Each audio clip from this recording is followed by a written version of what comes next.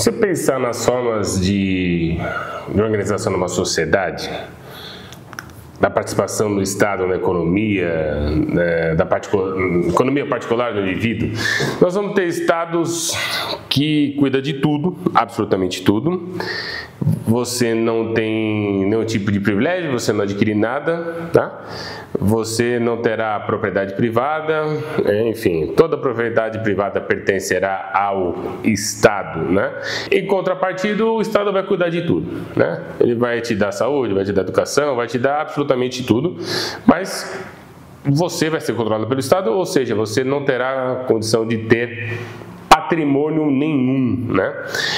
Existe um outro modelo de Estado, que é o Estado liberal, economias como os Estados Unidos, em que você tem liberdade de fazer o que quiser, você tem livre iniciativa, enfim. E, em contrapartida, você tem essa liberdade, o Estado vai te dar alguma coisa ali, mas você tem uma liberdade de ter essa... É um Estado completamente liberal que não vai intervir em absolutamente nada e ele vai estimular a propriedade privada e vai fazer de um tudo para que as pessoas enriqueçam e para adquirir, inclusive, a propriedade privada, né? E nós temos um outro modelo misto, né? Em que em dado momento, em dadas situações, pode suprir algumas necessidades mas também vai estimular a propriedade privada, enfim, né?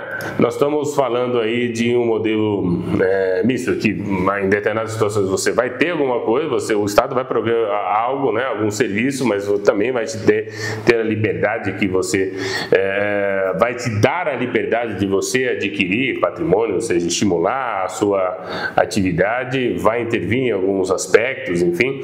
Então, para a gente tipificar, quando a gente fala do Estado que o mínimo, ou melhor, você vai trabalhar até o limite da sua subsistência, tão somente isso, você não vai ter liberdade para adquirir propriedade, etc. Nós estamos falando de modelos como a China comunista, não Hong Kong, mas a China comunista, né? Quando a gente está falando de um Estado eminentemente liberal, que não vai intervir em nada, muito pelo contrário, né? Você vai ter liberdade para fazer o que bem entender e estimular a propriedade privada, estamos falando de modelos como os Estados Unidos. E esse modelo misto, né, nós temos alguns países da Europa, podemos até dizer que o Brasil não é um Estado eminentemente liberal, mas também não é um Estado social. Nós estamos falando de uma democracia social, vamos dizer assim, que em parte ainda que com muita dificuldade a gente tem aí a saúde universal pelo Sistema Único de Saúde, segurança, enfim, esse tipo de coisa que a gente sabe que precisa melhorar muito, mas os estados liberais e os estados mistos aí, eles têm aí a formação, o incentivo da propriedade privada como um mecanismo, na verdade, de geração de riqueza, de gerar riqueza com o seu trabalho, para adquirir o seu patrimônio, né, para aquisição de bens e estimular consumo, enfim, algumas posturas regulatórias que podem existir, né? Enfim, nesse sentido. O fato é que no primeiro modelo você vai trabalhar até o limite da sua subsistência, né? Não vai ter nada além disso. No segundo vai ter o estímulo da propriedade privada, sim, o estímulo do consumo, algumas posturas regulatórias, mas basicamente vai se poder tudo. No terceiro vai ter um estímulo da propriedade, mas vai ter aí também, nem tanto, mas vai ter alguns serviços supridos pelo Estado, né? Enfim. O fato é que em qualquer desses regimes, especialmente esses que a propriedade privada ela é estimulada, a aquisição da propriedade privada é estimulada, inclusive também protegida, como por exemplo é o caso do Brasil, que é uma cláusula pétrea, está lá na Constituição Federal, que a propriedade existe lá o direito de propriedade, né? E a propriedade deve ter aí a sua função social, mas enfim, é garantido constitucionalmente o direito de propriedade, ou seja, você vai trabalhar, vai adquirir patrimônio, e esse patrimônio é seu. Quanto mais você é proprietário, mais você exerce a propriedade, mais você se torna proprietário. A gente tem essa máxima aqui.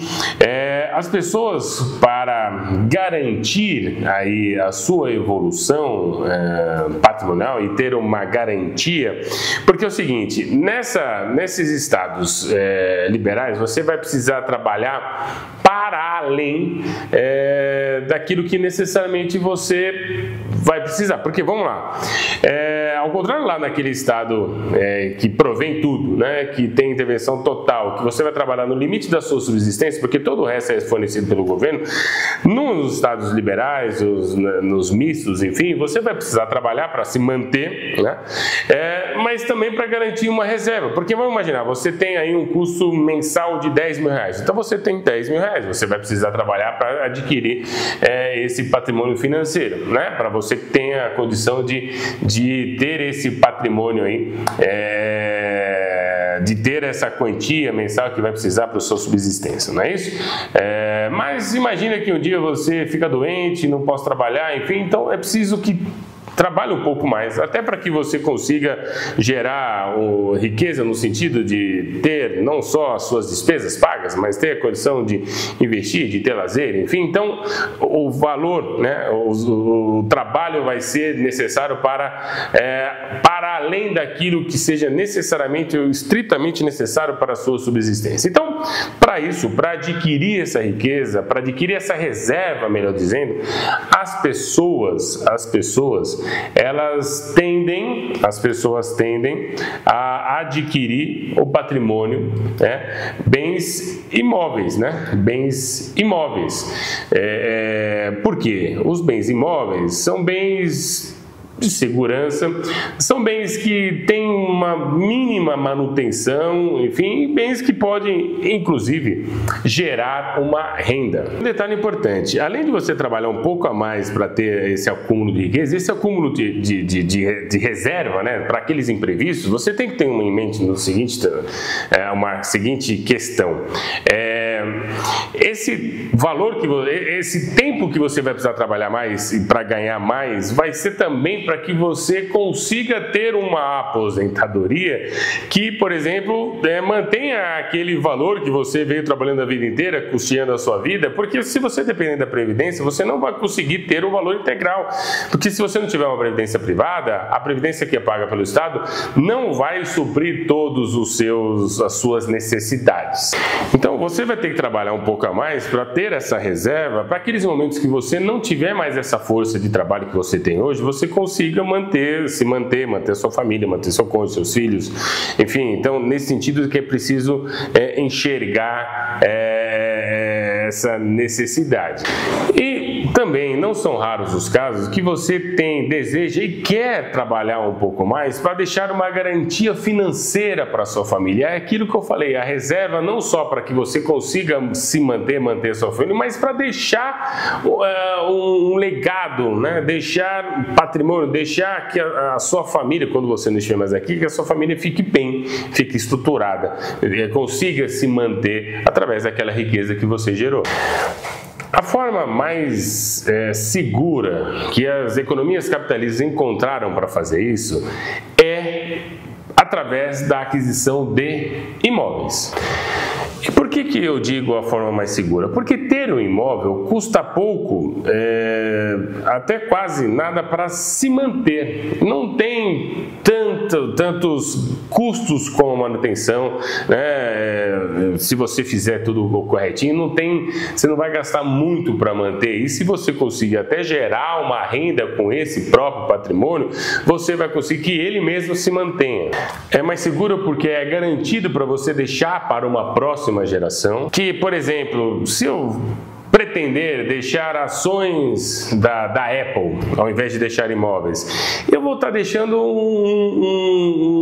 uma incógnita, porque a ação da Apple hoje tem um valor e amanhã ela pode ter um valor menor e de repente pode ter um valor menor ainda porque a empresa entrou em falência, algo um tanto quanto inimaginável que aconteça isso, mas nesses últimos acontecimentos, aí, especialmente naquele tarifaço que aconteceu com o presidente dos Estados Unidos, essas empresas de tecnologia perderam bilhões de dólares em valores de mercado. Imagina se isso acontece e não tem uma recuperação. É apostar em algo que não tem uma certeza, diferente do imóvel. O imóvel está ali.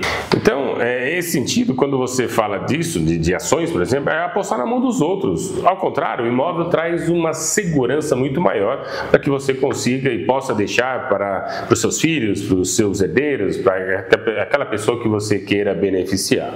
Então, é isso que as pessoas procuram. Apesar que, de repente, os imóveis não terem vamos dizer, uma liquidez imediata ou uma rentabilidade muito grande, mas é um bem que traz uma maior segurança, especialmente com a ideia de deixar esse patrimônio para gerações futuras. Então, é nisso que a grande maioria das pessoas enxergam que ela vai ter que trabalhar um pouquinho mais para ter essa reserva, para se manter, para manter a sua família e para deixar patrimônio para as próximas gerações. Então, o que ele faz? Ele costuma adquirir bens imóveis. E, nesse sentido, como eu disse, esse imóvel, até porque é pouco provável que ele venha a perder esse imóvel, né? Como eu disse, quanto mais exerce a propriedade, mais proprietário se torna. Então, esse imóvel, pela segurança que ele vai trazer, mesmo que a rentabilidade dele não seja tão alta, ele vai preferir adquirir esse imóvel para ter essa reserva e poder transferir lá para as gerações futuras. Então, esse investimento em imóveis, ele é visto não só no Brasil, mas em todos os estados aí que incentivam a propriedade privada, ele é visto como um investimento seguro, especialmente para a manutenção daquelas pessoas, dessa reserva e para a transferência para gerações futuras.